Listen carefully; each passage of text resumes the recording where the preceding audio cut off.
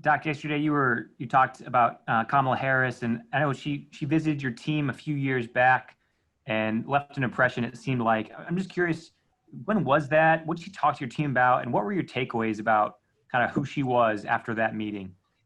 Oh man, we talked about a lot of things.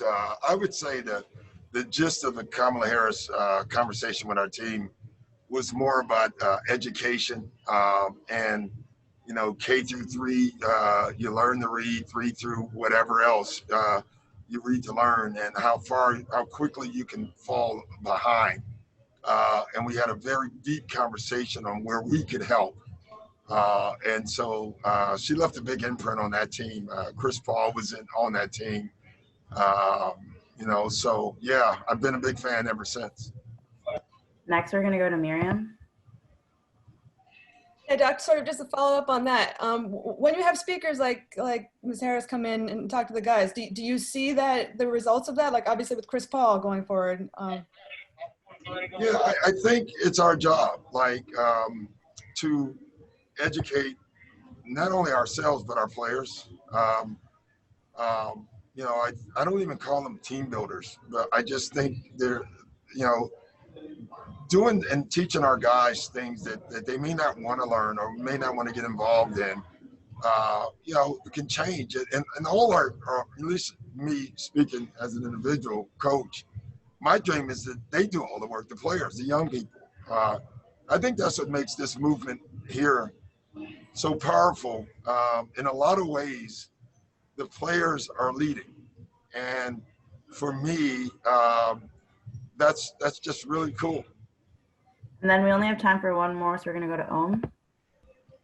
Hey, Doc, 2 quick questions. One, when you first got in the bubble, you said you talked to a coach who said, hey, in this bubble, either teams are going to become really close or they're going to hate each other.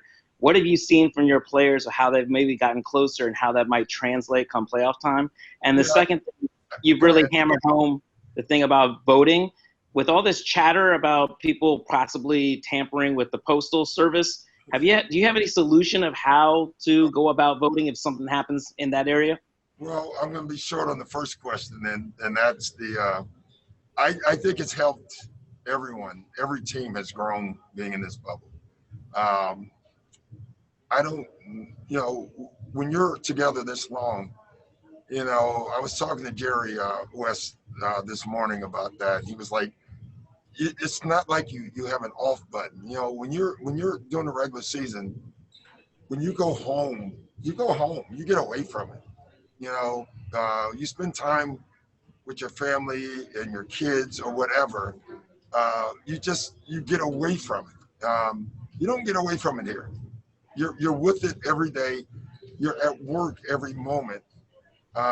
And so in a lot of ways, it exposes a lot of things about each other. And I think in the long run, it's been very good for us. As far as the voting thing, it's clear.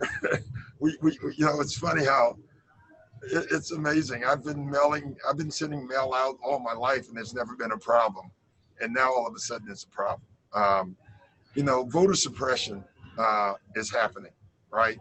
So on one end, we have voter suppression, which has been happening. This is not new. Voter suppression has been happening my entire life. And it's been done by the same people to the same people. And now you add the youth in, because it used to just be the black and brown, and now it's black, brown, and young. So on one end, we have voter suppression. And then on the other end, we all of a sudden have this mail problem, which has never been a problem. There's 4 states that do mail-in only voting, and they've done it for years, and they've had no problems.